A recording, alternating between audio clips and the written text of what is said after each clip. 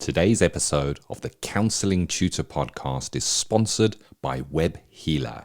You're a counsellor in private practice and you need a website, or you've got an existing website which you need help with.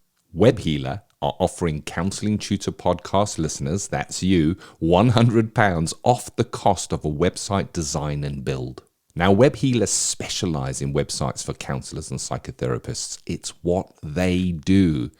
And the Web Healer team provide a completely non-technical, done-for-you solution, leaving you to focus your time on your clients. Operating for 20 years, Web Healer are a trusted resource amongst counselors when it comes to getting your practice online. So get the package details and claim your £100 off coupon for your new website by going to counsellingtutor.com/website. That's counsellingtutor.com/website. Hello and welcome to episode 352 of the Counselling Tutor Podcast. I'm Rory and my guest today is Dr. Suzanne Degges-White, a distinguished American academic and therapist, widely recognised as an authority on grandparent alienation. Dr. Degges-White has published extensively on the subject and is the co-author of a significant research paper titled Grandparent Alienation, a Mixed Method Exploration of Life Satisfaction and Help-Seeking Experiences of Grandparents Alienated from their grandchildren. Joining us from the USA, she shares her insights on this deeply impactful issue and one that often presents itself in the therapy room. So with that said, let's roll the intro. Welcome to the Counselling Tutor Podcast, the must-listen-to podcast for counsellors, psychotherapists, and counselling students. Here are your hosts, Rory Oakes and Ken Kelly. Hello and a very warm welcome to episode 352 of the Counselling Tutor Podcast. 3 stops on today's journey, starting off with that ethical, sustainable practice, where today we're going to be speaking honestly about switching supervisors. And we've got our external correspondent, roving reporter on the ground who's going to be checking in, Paul Cullen. So to add some spice to that discussion, we're then going to practice matters, and of course Rory has beautifully already teed up Dr. Suzanne, who is speaking about grandparent alienation. I had a sneak preview of that and it's really, really interesting, so you'll get a lot of value from that. And then we're going to student services, and today in student services, navigating challenges with a tutor, something we hear from time to time in our Facebook group, so we're going to be deep diving in that. But let's kick off with our ethical, sustainable practice, Rory. Time for a change, talking honestly about switching supervisors. What do we need to know, Rory? Well, I think that we need to consider that through the arc of our practice journey, we're going to meet many people who mentor us on that. And our supervisors are one of those people. And as you know, we're going to meet tutors, we're going to meet peers, and you know, supervision is the heart really of our clinical practice. Every clinician has to be supervised, and that supervision should be hopefully rich, engaging. There should be a learning aspect to it, and sometimes, you know, relationships come to an end. There's a time maybe when a practitioner thinks, I just need a bit more. Or I'm training in a different form of therapy and my supervisor doesn't have an overview of that therapy, isn't trained in it. Yeah, it's happened to me. You know, I've had supervisees who've moved on because they're doing EDMR therapy and I'm not trained in that, or CBT and I'm not trained in that. So, you know, it is a natural order of things that supervisees will move on. However, it can be, for some, a difficult and uncomfortable conversation, and one that might bring up, you know, past losses maybe, and past bad endings.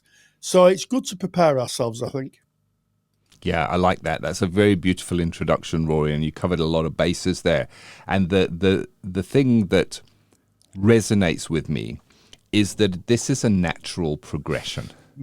it's not a bad thing to reconsider moving if you see the signs within your own practice that there's more growth maybe lying in a different place.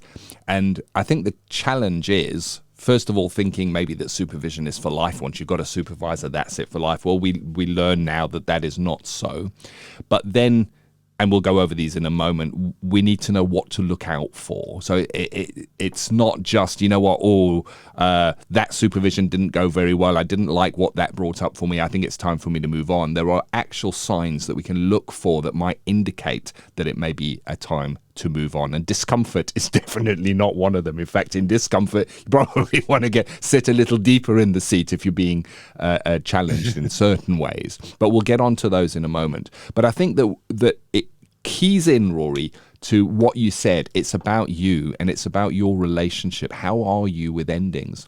How are you if you're in, say, a restaurant and the food is really not up to scratch, and they come around and they say, so how's your food? Do you say, oh, it's fine, thank you very much, well, I'm not going to go back there again? Or are you able to say, you know what, this is actually not up to scratch here? And that's about, because it is a difficult conversation to have. So I think it starts with that self-reflection.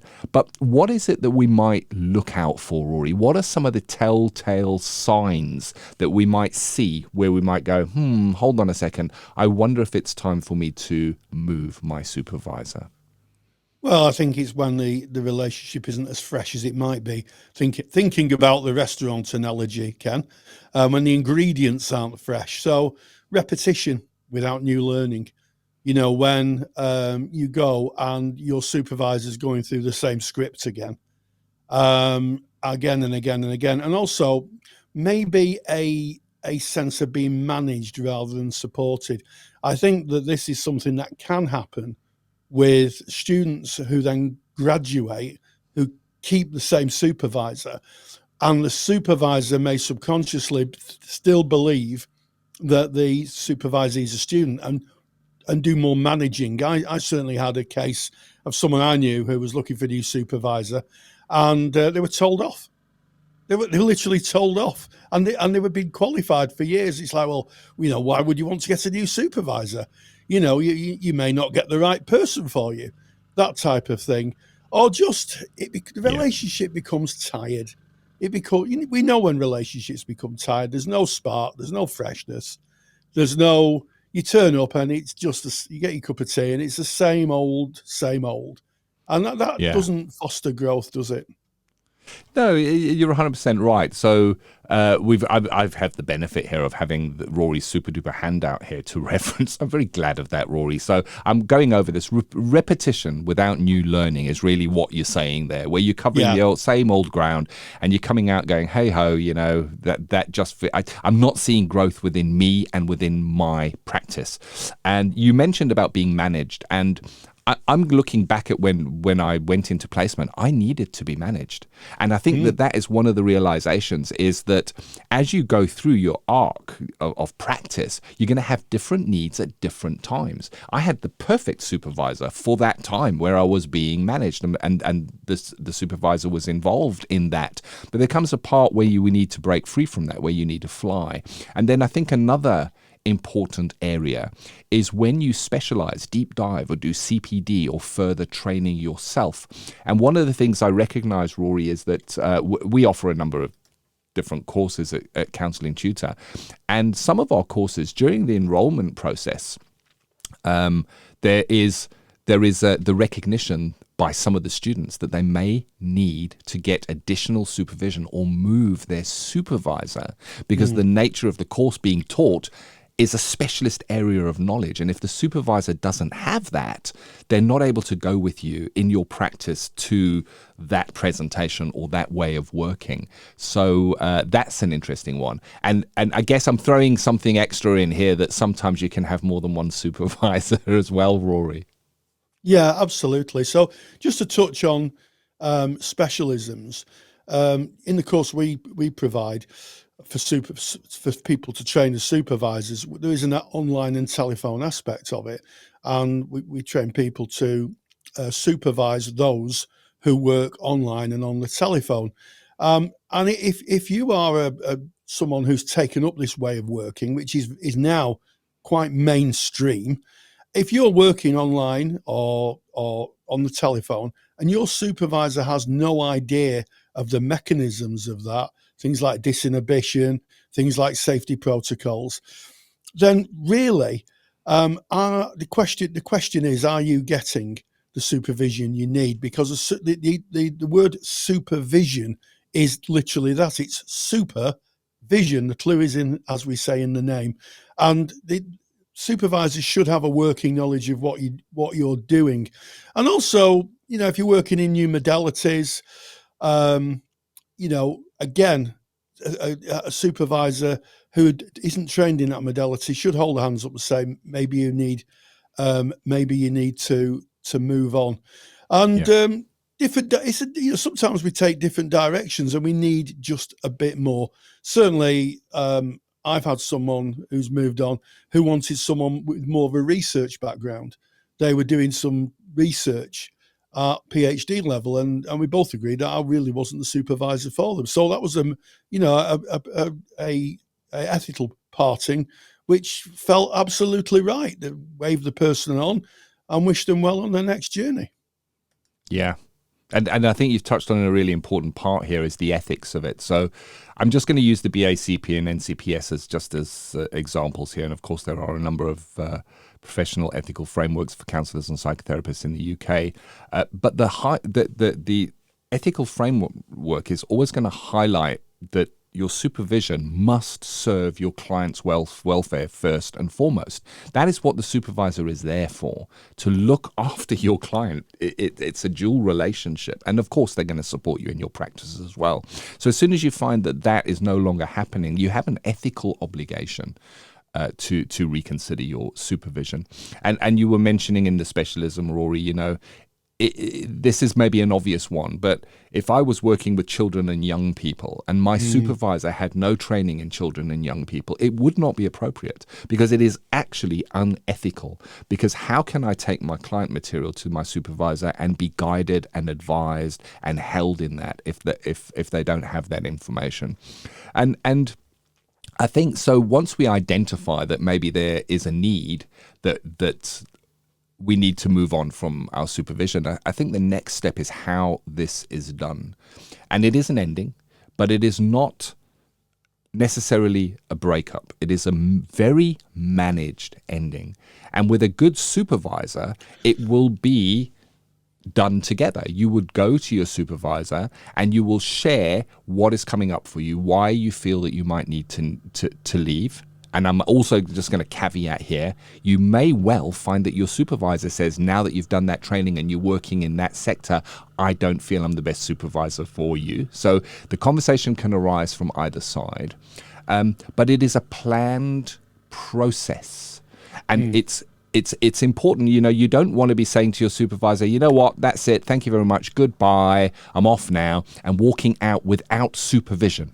You don't want a single hour to be without supervision. You want to make sure that you've found who you're going to be moving to, that you've found someone that you're comfortable with, and you will have discussed this with your current supervisor as you're going through that process, so that you are held and your practice is held. And if any emergency comes up, you know exactly who it is that you're contacting and why you are contacting. So it's the managing of the transition. You would give notice. Use the final session to review any learning and work on the closure of that, and reflect on how supervision has shaped your practice. We write about this as students. We write about how supervision informs our practice in our assignments, and it's really worth doing that as a practitioner outside of assignments and looking, how has this served me? What have we done together? What did this mean?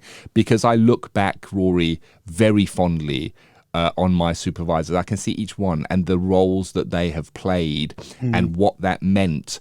And I'm grateful for my supervisors. And here's what I know. If I had to see one of my supervisors out and about, I would greet them warmly with a smile, with great gratitude within my heart and being for the journey we've traveled together. And I know that they would smile back to me with that same warmth. A breakup in supervision is not a bad breakup. It is, well, I suppose there can be some situations, but generally speaking, you'd want to manage it well. And a good supervisor is going to be with you and helping you with that process, Rory. Yes, it's a managed, as you say, Ken, it's a managed ending.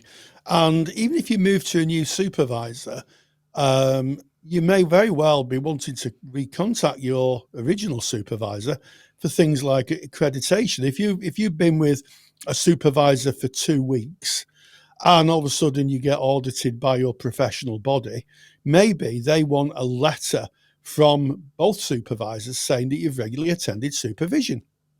And if that's the case, then of course you'll need to have a good relationship with your former supervisor, because you'll be phoning them up and you'll be saying, hello, it's me again. I wonder if you could just confirm that I attended on these dates.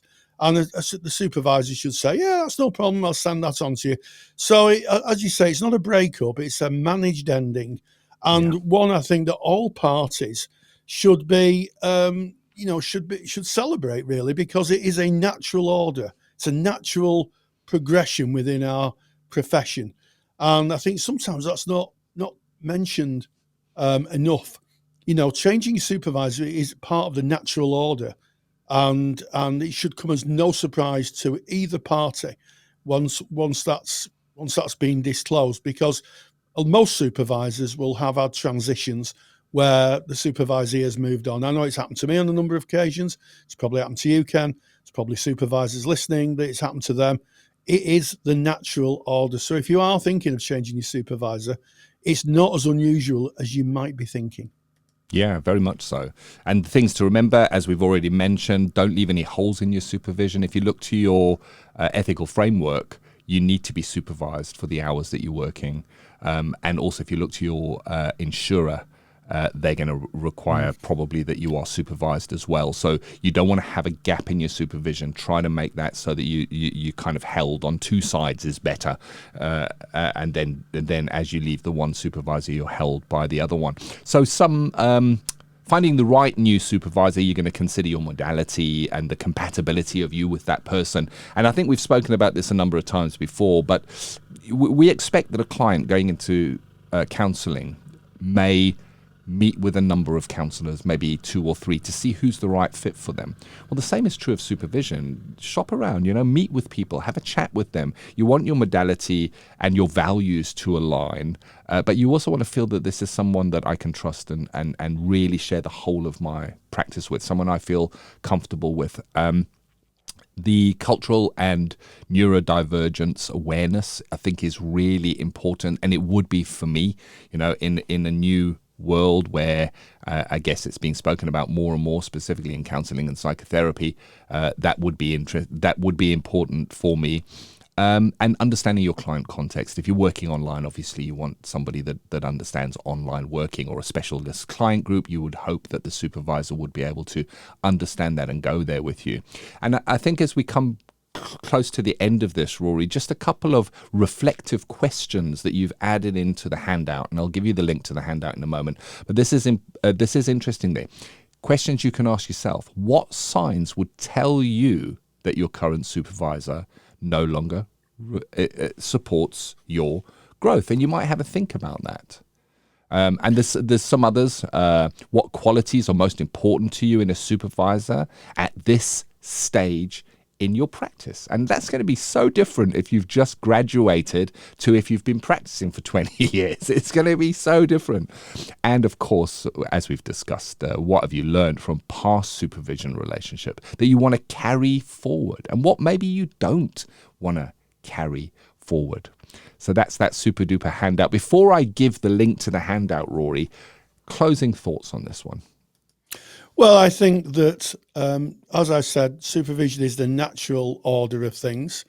And as a consequence of that, people do change the supervisor.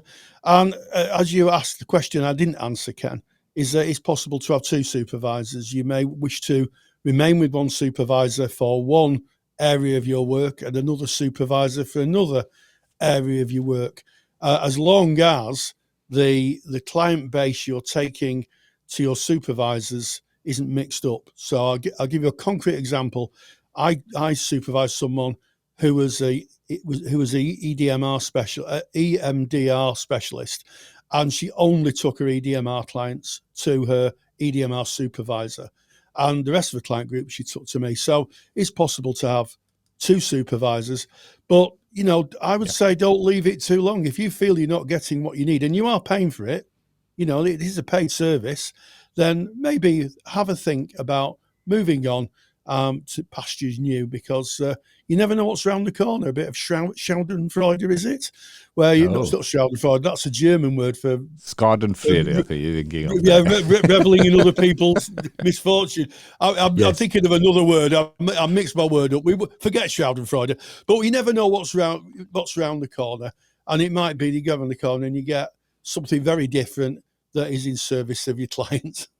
Really good points there, Rory. And as announced at the top, we can add a little bit more depth to this, because we have our external roving correspondent, the Counselling Tutor roving correspondent, Paul Cullen. And we welcome back Paul Cullen, who is our supervision and neurodiversity correspondent. And today, Paul, we're going to be talking about why people may change the supervisor. So I guess what are some of the signs that it may be time for a counsellor to think about changing their supervisor? Well, I think it's a really interesting question when we think about changing supervisors, and that maybe we think that we're not getting what we need from supervision.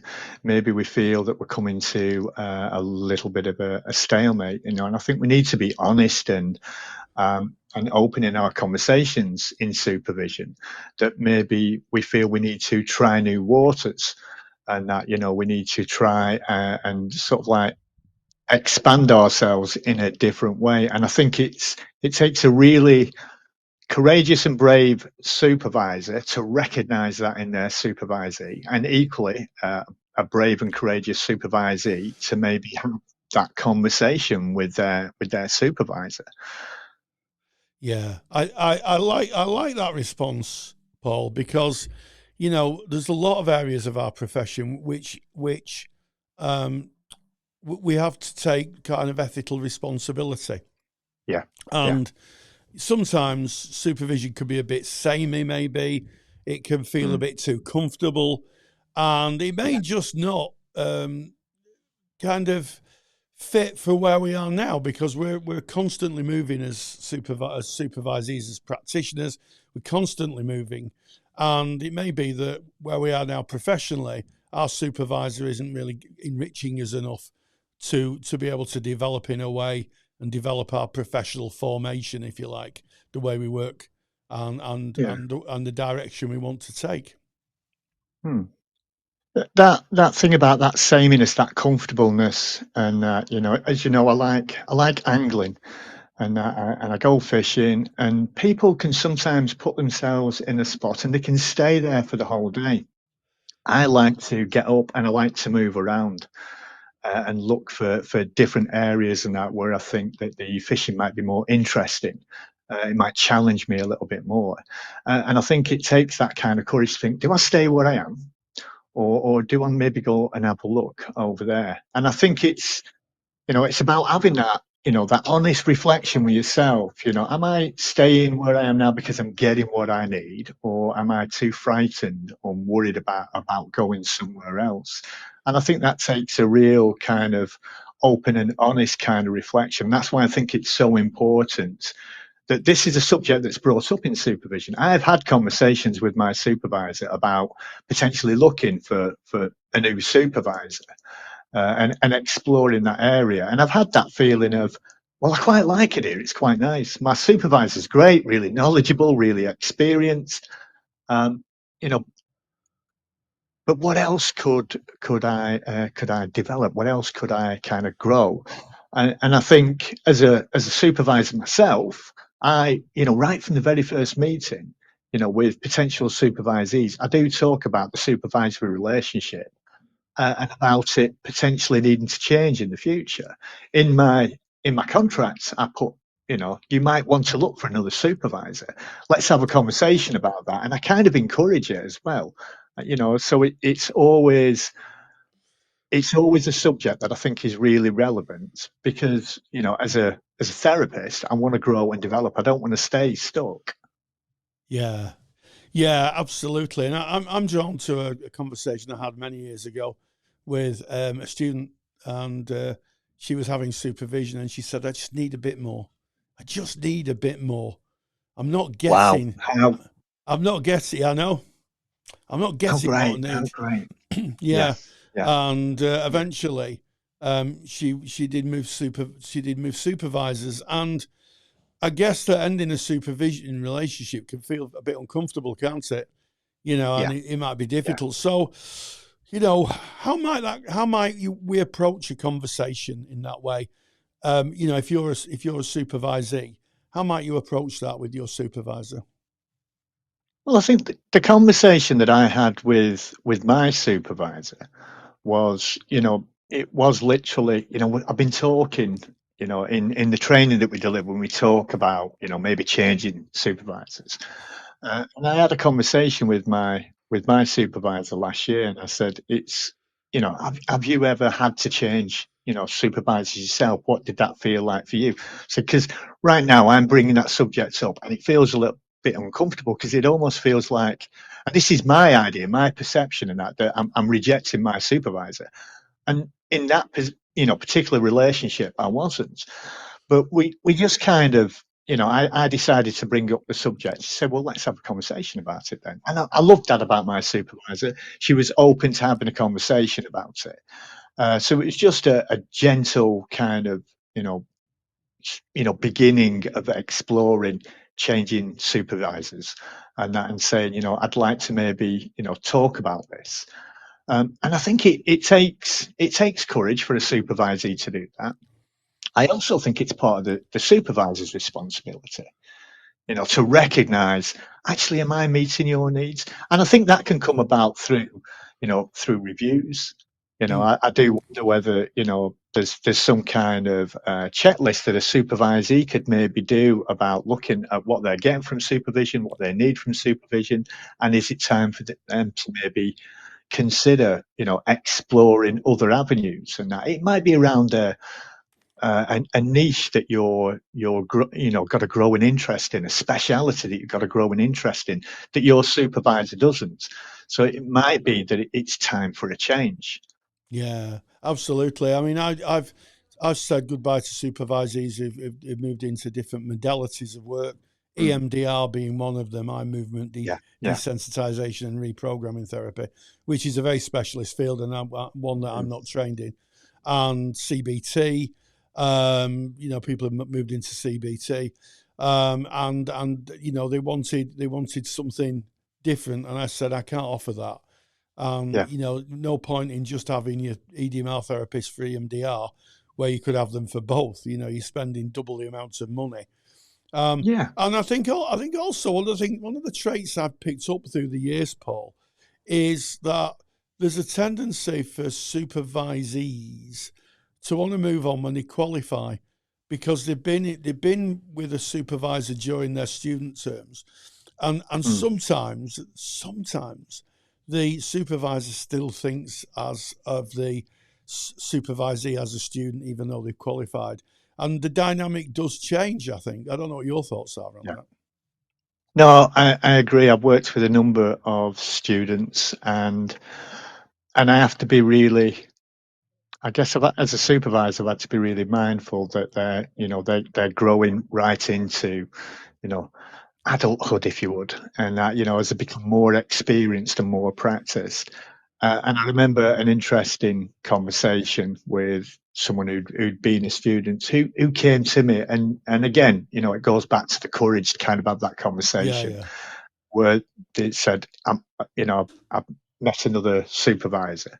I've been thinking about it for a while, and I think, that, and I was just so it was a really interesting conversation because I thought the courage that it took to actually come to see me, because there was a little bit of tentativeness around it, and that, but they recognised that they were moving in a different direction, and it was around a particular specialism that I don't work in, and I just applauded him for having that, yeah, yeah. you know, that honesty to have that conversation with me, and I wish them well, because ultimately, what's our role as supervisors, and that, to serve the supervisee, to serve the client. And Yes. that, that's all that supervisee was doing. Is like, I want to better serve my clients, and I think this is the way that I can better serve my clients. So it was with, a appreciation. There was a lot of kind of love there, and yeah, off you go, and that, and that's not a. It's not. It's. I don't see that as a rejection or a reflection on my lack of supervision skills or practice. I see that as, it's their next step. You Yeah. know, I'm drawing a parallel now with my daughter. My daughter. My parent. My daughter she's getting more and more independent. She's doing more things herself. At some point, she's going to move out of the house. And Yeah. and that's okay, because isn't that my role as a parent, is to prepare her for the next leg of her journey? Isn't that my role as a supervisor, to prepare them for the next leg of their journey? Absolutely, absolutely, Paul. Well Yeah, said. Well said, I'd say. And I think there yeah, is there is that kind of unsaid parenting in supervision that yeah, sometimes we don't like to speak about because we don't think we're not really parents. But to yeah, some extent, I think supervisors are, because they're kind of offering an element of a parental relationship with their supervisors. I'm sure I'll get letters. I'm sure people are writing and say that's not true, but I think it is. And people like Patricia Clarkson have made reference to the reparenting style, certainly in yeah, therapy, and I think it happens in supervision as well. So finally, someone might be thinking of moving. Might be someone listening to this. The listeners listening to this. yeah. What are the kind of challenges associated with moving? Supervision, what kind of impact can it have on supervisees to move a new supervisor? Well, I think, again, there's that comfortableness that we talked about, and that, so there's that kind of worry and that anxiety. What if this relationship doesn't work out? So I think that's the first thing that people need to address. And then it's about looking for that, that right fit, and that having that potentially uncomfortable conversation, but hopefully, the relationship is already established between you and your supervisor, and your supervisor can maybe even suggest, and maybe even direct. And then it's just about not going with the first person that you see, but shop around. It is your practice. And that, so have a look around, have a look for that modality fit, have a look for that specialism fit. Maybe, looking at picking, something that is a little bit out of your known, and that. So, in the past, and that, I've had a lot of female supervisors. Might it be a good challenge for me to have a male supervisor? Yes. And that, and just sort of like see what that dynamic is like. Yeah. It's back to Rogers, doesn't it? Testing herself in new and primary ways. And Yes. that, you think that's what supervision is about, and that, and recognizing that as a supervisee, that I need to continually challenge, I need to gently kind of push myself, I need to, cast my net a little bit wider, cast my line a little bit further in a different area that I wouldn't have necessarily cast it previously. Yeah. And I think the whole of counselling should be about being slightly uncomfortable in Yeah, terms of a practitioner, whether that be in a new training or a new CPD, discomfort of having to take on the information, or the discomfort of having to, or wanting to change your supervisor, because ultimately that discomfort is where the personal growth is. absolutely. That's the Yeah, thing, isn't it? You're only yeah, doing personal growth, I think, when you're feeling uncomfortable. As I say to my granddaughter, Izzy, you're only being brave when you're doing things that scare you. And I think yeah, it's really true. So it's an interesting conversation, Paul. It may be that the listener out there is thinking of changing the supervisor, and this conversation has been helpful to maybe consolidate or crystallize people's ideas. So, Paul Cullen, our neurodiversity or neurodivergence and supervision correspondent, thank you so much for joining us today. And back to you, Ken. Thank you to Paul and to you, Rory, for holding that discussion. And of course, all that's left is to say if you want to get the free super duper handout, you can do so by going to counsellingtutor.com, click on the podcast tab, navigate to episode 352. It's right there. You can download it on the page. And if you're thinking, you know what, I might like to become a supervisor. Well, you can. Just pop over to counsellingtutor.com, click on our products tab, and you'll see we offer a course in supervision. And that is today's ethical, sustainable practice. And now, Rory, we're moving into practice matters, and you met up with Dr. Suzanne and spoke about something that I had never heard of until this topic came up, and that is grandparent alienation. Yes, well, it's always the delight to have an international guest. Suzanne Degges-White is a licensed counsellor and professor at Northern Illinois University, and she's quite a specialist in this, having published a paper and many articles. And I had the privilege of catching up with her, and this is what she had to say about grandparent alienation. Practice Matters is proudly sponsored by the Counselor CPD Library. To access top quality, relevant continuing professional development for your practice that you can do at a time that suits you and all for less than the price of a cup of coffee, visit counsellingtutor.com. Grandparent alienation is a painful experience that happens when grandparents are prevented deliberately or sometimes unintentionally from maintaining a relationship with their grandchildren. This can involve limiting or cutting off contact, speaking negatively about the grandparent, or influencing a child to reject them. The result is often a fractured bond between generations, carrying profound emotional consequences for both the grandparent and the child. My guest today has co-authored a paper on this critical topic. She is Dr. Suzanne Degges-White, Professor and Chair of the Department of Higher Education at Northern Illinois University in DeKalb, Illinois. So, Dr. Degges-White, thank you so much for joining us. Oh, thank you so much for the opportunity. I love sharing about counseling, and this is a topic that's specifically of interest to me research-wise and practitioner-wise. Yes, well, again, thank you for joining us. And for listeners who may be new to the term, what exactly do we mean by grandparent alienation, and how is it different from the more widely known idea of parental alienation? Yeah, with grandparent alienation, what's happening is grandparents are being restricted from access or engagement with their grandchildren, and it's usually a byproduct of an issue between the child's parents and their own parents. And so with parental alienation, we see that a lot in custody cases, divorce cases, and that's when one parent is brainwashing a child against the other parent. With grandparent alienation, it's the grandparent's own children alienating their grandchildren from the grandparent. And it can take a lot of different shapes, as you mentioned, but it's a painful situation for many reasons. And as I said, it's a byproduct of things happening between an adult child and their parent. Yeah, absolutely. And I could attest to the emotional distress it causes, because it was a situation that happened to me in my childhood, and I've got to be honest, it never quite leaves you. It never ever quite leaves you.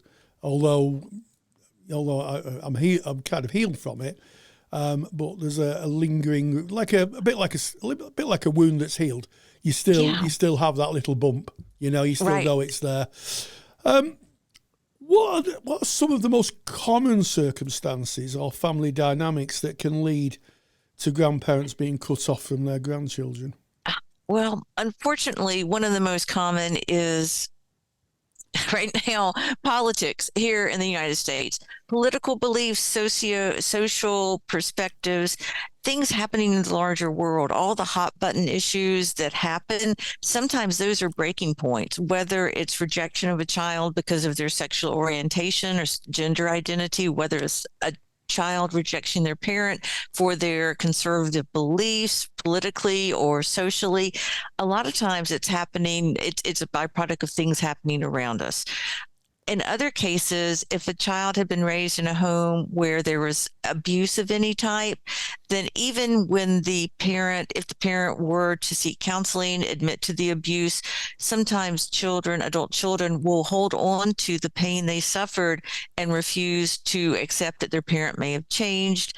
Other times, mental illness or substance abuse in the adult children is an issue. Mental illness is responsible, and it can be either the adult child and their biological parents, or it could be the partner of the adult child who's dealing with mental illness and decides the grandparents are bad. We can't have them interacting with our child. So sometimes it's based on past, sometimes present, and then sometimes for reasons that a lot of times grandparents really aren't sure of. Yeah, absolutely. And I think it's interesting. You speak of the political aspect. Yeah. As a distance observer of the United States, you can see the polarization that seems to be happening within your country, and it's echoed here in the UK. A few years ago, we had something called Brexit, where we left the European Union, and I say that with a kind of humour in my voice because I personally thought it wasn't the right thing to do, and I know that a lot of families were fractured because of maybe grandparents voted to leave. And the children voted to stay, and it caused a lot of friction. And I think that still echoes through families to this day. Would that be your experience of political events influencing grandparent alienation? Yeah, absolutely. A Harris poll here in the States indicated that 25% of adults are estranged from a family member. And it could be, in general, their parent, could be a sibling. And 1 in 5 of those estrangements are based on political reasons. Conservatism versus liberal perspectives. That has been here in the United States. That's one reason. I'm doing a research study. I've done one study on grandparent alienation, and over 1,700 people responded to this survey online, which is a significant number.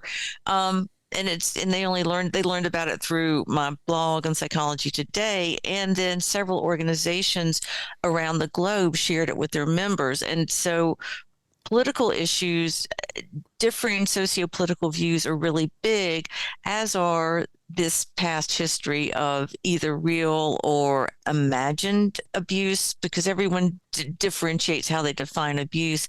But political issues right now are just super significant, and how people engage who they want in their support group and who they want influencing their children. And I think that's an important recognition that if one set of parents is extremely conservative and their parents are liberals, then that can have the same effect, that they don't want a liberal influence on their children as they're growing up. As a counselor, I've worked with multiple grandparents who've experienced alienation, and the reasons for it can really vary greatly, but it seems like it always comes down to how we view the world. And because we're such a peripatetic society, we don't have to stay close to family anymore. We don't, jobs will, a job's 400 miles away. It's a great job. I'm packing up and going. It's made it easier for grandparents to be cut out of their grandchildren's life for like a million different reasons. Absolutely. And on that last point, about 18 months ago, I was sat in a coffee shop here in the UK with my grandchildren. I have two. Jacob's 9, and my Izzy she was 5, but she would have been about 3 at the time. And we were chatting away, and I noticed a woman on the table opposite crying. And I went over and I said, "What happened?" And she said, "It's just you with your grandchildren." She said, "I don't see mine because they're so far away." And we had a little conversation. A thoughtful conversation, and seeing me with my grandchildren had really, really upset her. And it goes to remind us, of course, that you used the word paraplegic. I think that was the word. Yeah. And of course, that means that we can work from anywhere in the world. We can, we're a global society now. We can sit, and of course, that has an impact. I'm also interested on what you term perceived abuse. Because I think the listeners ears may have pricked up when we talk of perceived abuse. Yeah, talking about abuse, and memories of abuse, and you hear of some therapists who have created false memories in their clients. But some children, I've worked with children who said that their parents made them, have part-time jobs, and they found that abusive, and they think children should have more free time. So for them, that was restricting their time, and they felt like that was abusive of them as children. If they had to contribute to the family income, if that was part of what they had to do, I've had clients complain that they would never make their children contribute to, so it depends on what you're looking at there. And it's a hard subject to talk about because there is so much abuse that is experienced in this world. I think the comment made by the president of the United States day before yesterday about fighting domestic violence not really being a crime, I think it's hard because people don't want to acknowledge the abuse that they may have visited upon their children as adults because they don't want to acknowledge that they were that person. But a lot of times, what we perceive, it's kind of like harassment, right, in the workplace. If I perceive it's not how you intend your comment, it's how I perceive your comment. And so sometimes we have to help grandparents recognize that their behavior did cause damage on their children growing up and accept it.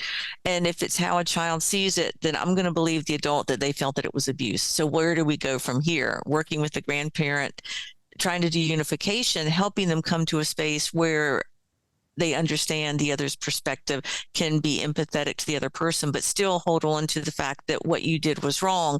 And a grandparent acknowledging, yes, what I did was wrong, and I want to do better. I mean, I think it's kind of finding ways to navigate past histories. And memory can be, what I remember isn't what my brother remembers. And that's another hard thing, that we can have two sets of, everyone's reality is different. And so what I'm remembering about my childhood and how I and my brother was treated may be very different from what my brother remembers about how I and he were treated. Yeah, and it might be different from reality as well.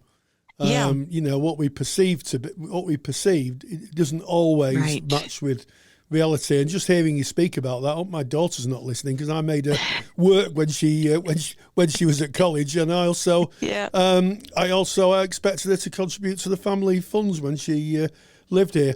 So I dare say I'll be getting a lawsuit when she hears this. If my kids wanted to drive when they were in high school, they better earn the money to pay for the insurance and the gas. They're happy to use a family car, but I'm not. And was it abusive? I think back, was it abusive when they complain about it? I think, no, I was teaching them responsibility, and I didn't see it as abusive. I thought it was a way, if you want freedom, you have to earn it. Yeah, but I take your point about managing perceptions and bringing the parties together to discuss about those perceptions, because I think that when people have a perception and it's not kind of explored, it can concrete reality in a way that may not be the actuality.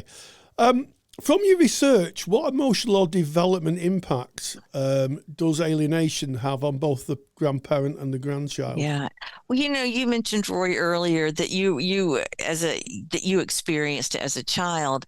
And it's important to acknowledge that when people usually reach grandparent age, what we're supposed to be doing is, one, generativity. We're supposed to be giving back when we hit our 50s, 60s. We have to think about, how can I positively influence and shape and support the next generation? And so that generative drive gets thwarted when we feel like there are children out there who I want to help, support, raise, spend time with, and that's not happening. So that's that terrible, ambiguous grief that we suffer. And then as we get into 70s, 80s onward, I'm working with a couple of clients now, we go to this place, according to Erickson, of integrity versus despair. And when you can't reconcile, when you can't say, yes, I did do harm in some ways when my own child was a child, but I want to do better now. When you don't get that sense of coming at a situation with integrity, and you can only experience despair, I don't have a relationship with my grandchildren, my son doesn't. Suddenly you see yourself having lost the social support that we hope, as we build families, we will have as we get older. So that's for grandparents. And for children, I mean, research shows that having a grandparent in a child's life just makes a world of difference in terms of self-esteem, confidence, the willingness to try new things, and that sense of support that so many kids are lacking now because parents are so busy. Sometimes grandparents in a child's life can fill in when parents are working two jobs or all, it's a hard life for some children, and grandparents can be that balm or what soothes them, and also helps children value, caring about other generations. And so children lose out on the importance of learning family ties, learning how to connect with people who are different than them, different ages, things like that. So there's a lot of loss on both sides of the equation. And then the adult child may lose out on, it's not, I laugh because a lot of times people say, I'm not going to leave money to my child who has disowned me. I'm going to put in my will that I am intentionally not leaving money to this person, because there's this idea that I'm hurt by it, but I want to, but there's that desire, I think, to get even in some people, because it's, what the treatment that alienated grandparents receive is often not fair. It's not based on actual facts or where people are as adults. And some grandparents, you kind of have to say, can you skip a generation and think of your grandchildren? Don't punish your grandchildren for the mistakes their own parents are making. Absolutely. And I think I'll take the point up that, I've as a parent, we'll all look back. I'll speak for myself here and think, gosh, I might have been able to do better in some situations. But you do get a second chance with your grandchildren. Yes. You do get a second chance with your grandchildren, and you take that wisdom and that learning, and you then kind of, I put that back and try and give back to my grandchildren. And I think that's an interesting position to be in. And I also think in Western societies, we've lost this idea of communal upbringings. In African societies, they're quite the norm.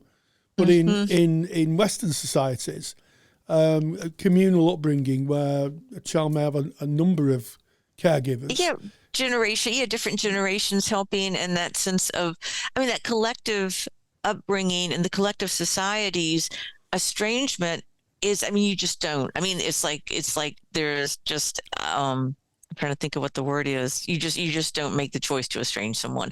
And that's something I've found interesting in interviews, that someone who comes from a collective family, collective culture cannot understand how an adult could cut off a parent who brought them into this world, who gave them, and brought them in.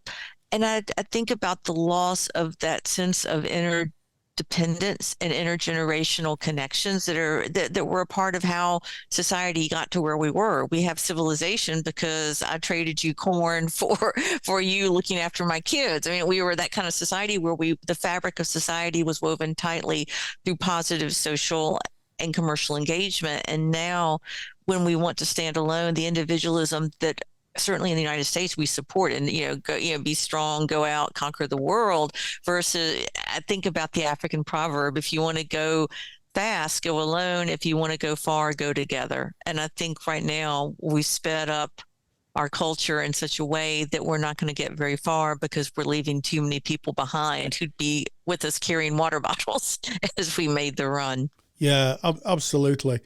I couldn't agree with you more. One of the things I teach my granddaughter is to ask for help when needed. A bit difficult with my grandson because he's a high support autistic child, so we have to work with him in a slightly different way. But with my granddaughter, it's a balance of doing it for yourself, being an individual, but also knowing when working with the collective is going to be, right. And that is something that is quite tricky to navigate in a society. Certainly in the UK, I think it parallels the US to a great degree. Yeah, of individualism being put above everything. So, given the difficulties that grandparents and grandchildren experience when they're estranged, how might counsellors and therapists support clients? Yeah, when you're working with the grandparents, the first thing we have to do is validate their loss. Because a lot of people will say, well, you haven't lost them. Things will get better in the future. How people want to make people feel better. So you want to validate the loss, and also talk to them about ambiguous loss. Help your client understand there's a name for what they're feeling. And we have to acknowledge too that if you're a grandparent who is not able to access your grandchildren and all your friends are flooding social media and coffee clutches with photos of them with their grandkids, we have to recognize that there's shame that grandparents may feel, and we have to let them talk about these feelings because they're real. There's a sense of shame if you've been cut off. What did you do wrong? We automatically assume that the person who's suffering is the one that crossed the line, and we have to know, as counselors, we have to talk about the full story. We have to let them share their story, acknowledge the shame, legitimize the fact that where they're at in their life is not due to who they are now. It's due to difficulties their children are facing. We also have to, kind of talk about identity reconstruction sometimes, because just sharing with you today, I've learned a lot about your two grandkids, and I can feel the love you feel for them. But if you knew they existed and your child did not allow you to have access, you kind of have to reconstruct what being a grandfather looks like. And so we have to help with that meaning making and finding purpose in their life. And if there is little hope for reconciliation, I mean, we always want to reconcile. I always tell my clients, would you want to bring your adult child into the session with us? Are you willing to try family therapy? And sometimes they do agree, their children agree, and sometimes they don't agree. And I've worked with families, the adults who have alienated their own parents. And with them, I say, is it something you want to consider? We have to give them the opportunity, but if they're not going to do that, then we have to help grandparents work through what the boundaries are that they have to acknowledge and respect for their children. A lot of times, grandparents will want to flood the zone with all their love and send emails and memes and all these things to children that are trying to wish them out of existence. And we have to respect the boundaries if we want to be able to eventually find a way for them to be less rigid. It's meaning making, finding purpose, validating loss, and also maybe helping them find ways to mark their grandchildren's birthdays. Write letters you don't send. We do that in therapy in a lot of different ways. Buying cards for someone, writing your story. If you have a grandchild turning 6, write down what you remember about being 6 and put it in a safe place, and do that every year so you can share your story. And at 18, we think children, okay, they can make their own minds up. But if they've had 18 years of being poisoned against their grandparents have to understand that they may not be ready to reach out just because they're an adult. Because a lot of times grandparents hold hope that when they get to be adults themselves, I'm going to embrace them. But acknowledging that there's damage that's being done, that we have to sometimes work slowly to heal and not to expect it all in one fell swoop. That can happen. It has happened. But patience, appreciation for where they're at in their life right now, and acknowledging and honoring the things they've done to support their family, to bridge the gap. And what can we do going forward? Accept the situation and commit to, going forward in a way that can be healthy and healing. Yeah, absolutely. And for the children of those who've been separated from the grandparents who come to therapy, what might we do for them? It's important that we can't undo what's been done. We know that with everything. We can't undo the trauma. We can't undo the crisis people have experienced.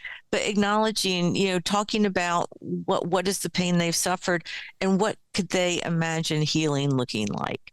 Sometimes it's like, sending an apology. I've had people who want to apologize to their grandparents for the separation that they're parenting for. So, encouraging them, supporting them, and helping them to appreciate that they're adults now and they can rebuild a relationship if the grandparent's living, but if not, to talk about what they would want to have and what they miss. And then what can they do?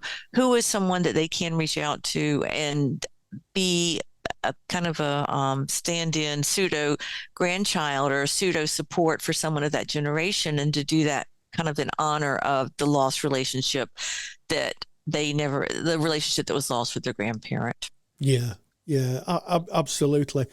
It's been a touching subject. It's touched me personally because I have 2 lovely grandchildren, and I couldn't imagine life without them. And just touching on this topic has it's kind of shifted me slightly. It is a powerful topic, and as I said, until I did the first blog and got an amazing number of readers immediately, I didn't realize how pervasive this was. And and the stories. I'm doing another study now because I've been contracted for a book from the University of Toronto Press to talk about family estrangement, grandparent alienation. And with the tentative title, Was It Something I Said? Because so often grandparents don't know what it was they did that resulted in this, the cutoff and estrangement. Yeah, absolutely. And perhaps you'd join us again when that book's published, and we could talk about that. If you're interested, you're listening and you're interested in any resources to support clients about grandparent alienation, if you go to counsellingtutor.com, hit the podcast tab, go to episode 352, we will post some resources in the show notes, including a link to any resources that may be useful both here in the UK and anything that Dr. Degges-White has published. And it just goes for me to say, Suzanne Degges-White, thank you so much for joining us. Massive thank you to Dr. Suzanne. Thank you to you, Rory, for holding those all-important discussions. And that was Practice Matters. And we move straight into Student Services. Student Services is sponsored by Counselling Skills Academy. Can't tell you how many times Rory and I have heard counselling students say that learning skills and knowing that they're using them effectively is really, really challenging. The reason for this is because we don't get to see another counsellor using skills in a real live session. In reality, this means that we're asked to learn something that we can never see demonstrated in a real setting. And it's no wonder that many of us are left feeling unsure. If you want to see counselling skills used in real sessions by qualified therapists, so this is real sessions, real presentations, and real use of skills, then go to counsellingskillsacademy.com. There's some free videos on skills, including a full live session that you can have a look at. Gain the competence and the confidence of knowing you're using your counselling skills effectively. Just visit counsellingskillsacademy.com. And in Student Services today, seeing you students on your formal journey to become a counsellor or a psychotherapist, or just to learn skills that you can use in other areas of your working life, we now go and speak about navigating challenges with tutors. Now, this comes up from time to time. It's kind of a regular topic. I think it's a sad topic sometimes because this can be really disruptive. So we're going to tread carefully as we go forward on this. But what's the overview?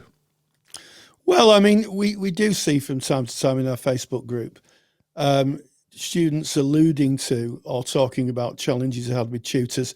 Certainly, I've had private conversations, and it does come up.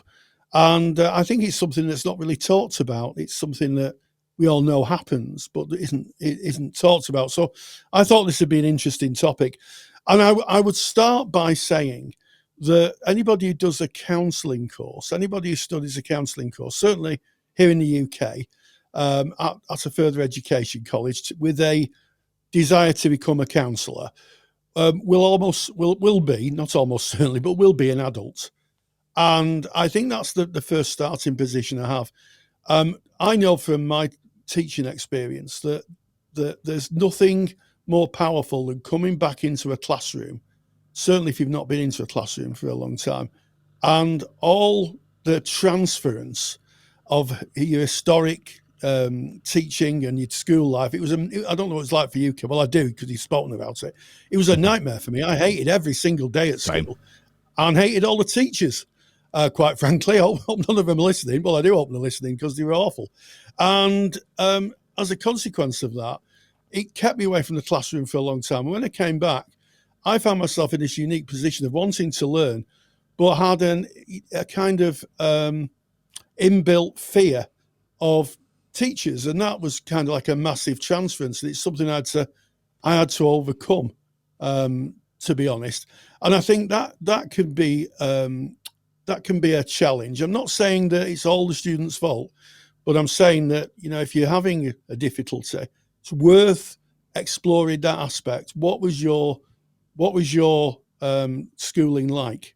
And if your schooling was pretty bad and your relationship with teachers was pretty bad, then it might be that transfers into your interaction with your tutors.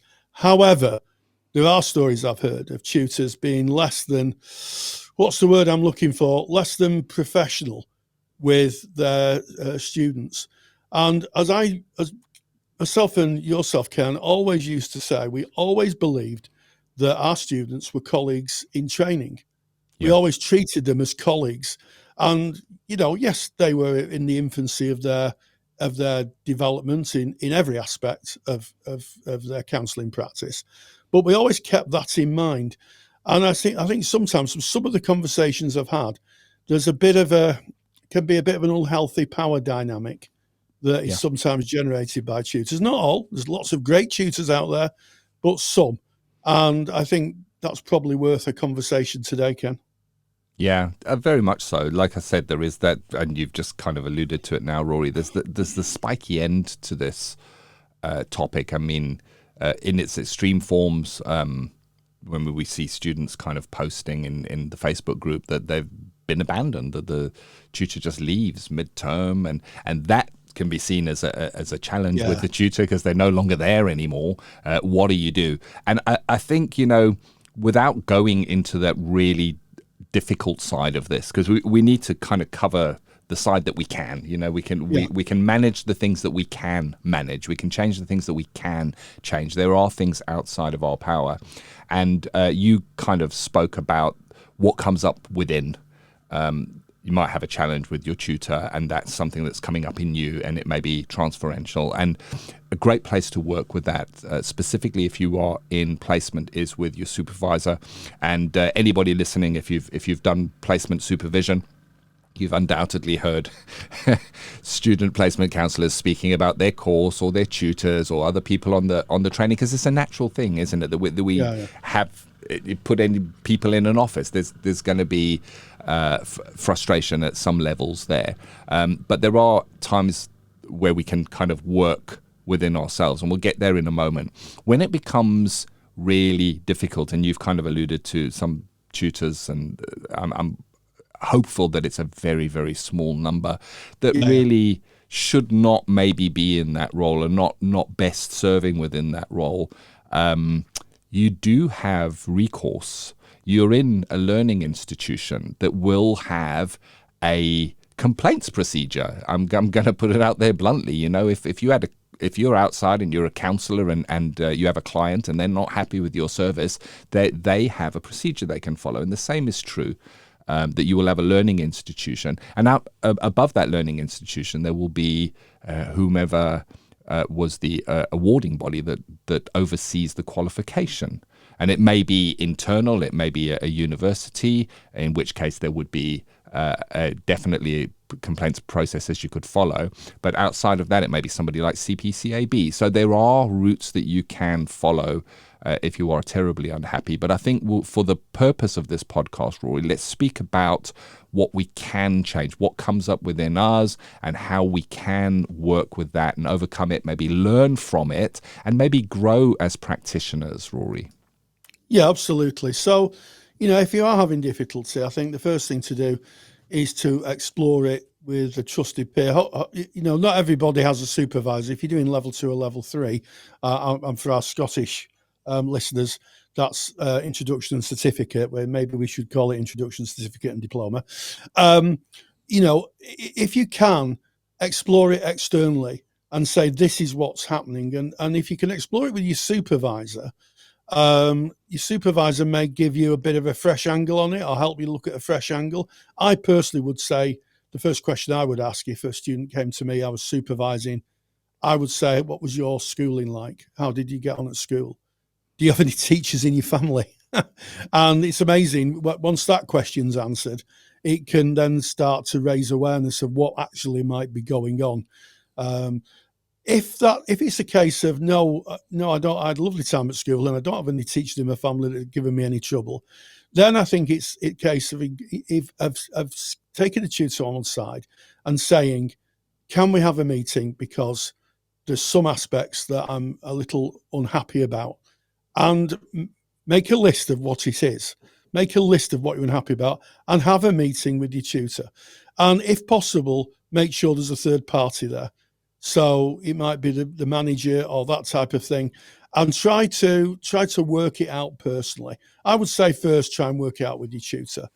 If it can't be worked out, then you can escalate it. And as you say, Ken, all training organisations should have a policy about complaints, and you can find that it should be easily available on the website or in the documentation you get as a student, and you can then formally complain. And I would say if you're formally complaining, you need to put some concrete things in, not just it feels like they're saying this or it feels like they're saying that. I know feelings can be impactful, but you really need some concrete examples of what's happening. What's happening, and write those down and send them off and have a meeting, and hopefully, something may be resolved. I've had students come to me and say, you're a bit harsh there, Rory, and I've said, yeah, maybe I was, because I am who I am, and sometimes I can be a bit direct, and I've apologised and we've moved on, and I've learned from that. But don't put up with it. You're paying for a service. Like Ken said at the top of the podcast, at a restaurant, you're paying for a service, and you're paying a lot for that service to train. So you should have a tutor who's supportive and who, turns up into class. We've heard stories of tutors wandering out and never coming back, or tutors not marking work and all this thing. And I'm sure that some tutors have very difficult lives externally, but it shouldn't really impact on the work they do. If you're having trouble externally as a tutor, you should be trying to get that covered or trying to get the help you need. But don't put up with it. You're a paying customer, paying for a service. And if you're not happy, you should say so. And I bet that if you're not happy, that you won't be the only one. My experience is that when one person speaks up, everybody else does. So, don't suffer on your own. Speak with the tutor first. If you can't get resolution, go to complaints, and then sit it out. And it might be that in some situations, the reality is that you might have to change courses and find another tutor. I've known people who have not gone on with the learning institution they started with because they've had a conflict with tutors, gone to another learning institution, and it's been fine. So, take the power and control into your own hands is what I'd say. Yeah. Yeah. That and what's interesting here, I think most counselling tutors, certainly the ones I've met and come into contact with, have become counselling tutors because they want to make a difference in this world. They studied to become a counsellor because they wanted to make a difference, and then they thought, wow, I can teach counselling skills, make an even bigger difference with all these people that I will inspire, whose hearts will be fired up. But something that we say, you never judge unless you've walked in someone's shoes. And Rory and I have both walked in the shoes of a counselling tutor. We've both tutored counselling.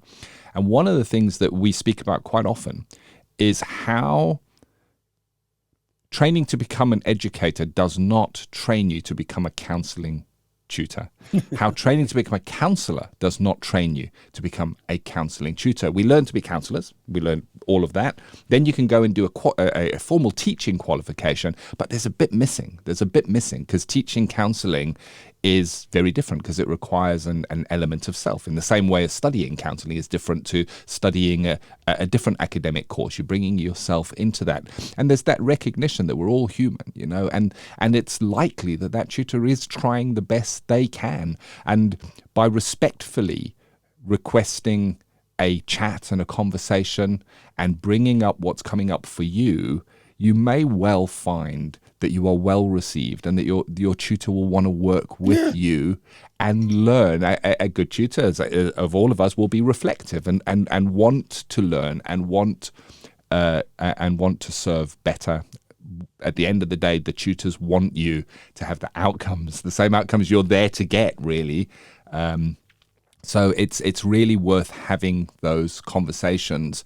And I get what you say, Rory, that if you have the conversations with other peers, likely you may get a group of peers having the same kind of feelings. And I would suggest that you speak to your tutor before gaining, going to your peers, or because it's very easy for it to get skewed or muddied if it's a number of different people's frame of reference. If it's your frame of reference, go in with your tutor, have a chat and see where that may lead. That is courage. It takes courage to be able to do that. But hey-ho, you know what? As a counsellor, psychotherapist, you're going to need courage. So it's great to exercise that muscle right now. And, you know, counselling is in levels. You do a level and it might be a year's training, and then you might have another level, which is another couple of years. And you can change learning providers during level changes. Yeah, absolutely. And I think it's getting the support where you can. And also, I'd say don't underestimate the amount of stress that change can bring, because, you know, I have to say that it's one of the toughest things.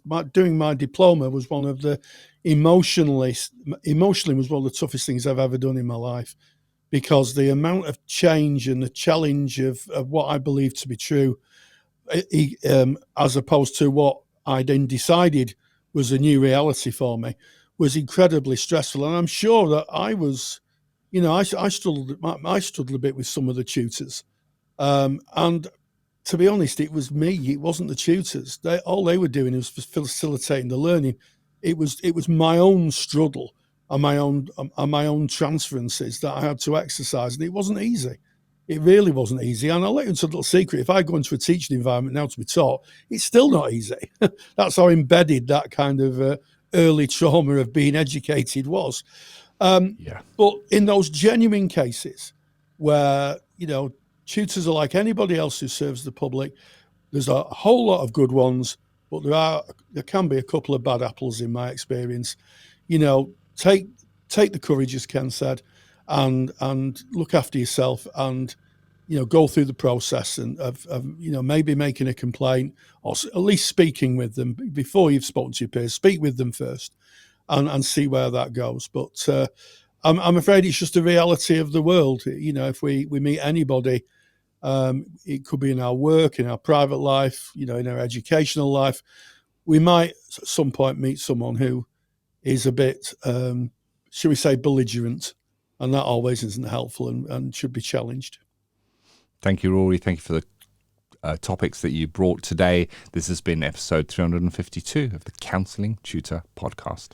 Yes, we started off with ethical and sustainable practice.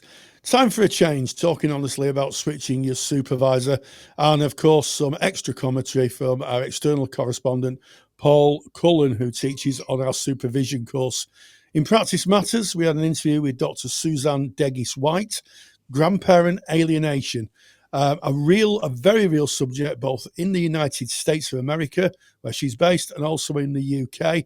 And just as a little reminder, if you go to counsellingtutor.com, episode 352 of the podcast, you'll find all the handouts and all the show notes for this episode, and student services, navigating challenges with tutors. We thank you for your shares, likes, and subscribes. And as always, stay grounded and stay safe. Take the stress out of your counselling studies and get the support of Rory and I by joining us in the Counselling Study Resource. Counselling Study Resource, or CSR for short, is the world's most comprehensive assignment guidance and study support resource for students just like you of counselling and psychotherapy. See how Counselling Study Resource can help you. Visit counsellingtutor.com. That's counsellingtutor.com. Thank you for listening to the Counselling Tutor Podcast. Find the show notes for this episode by visiting counsellingtutor.com.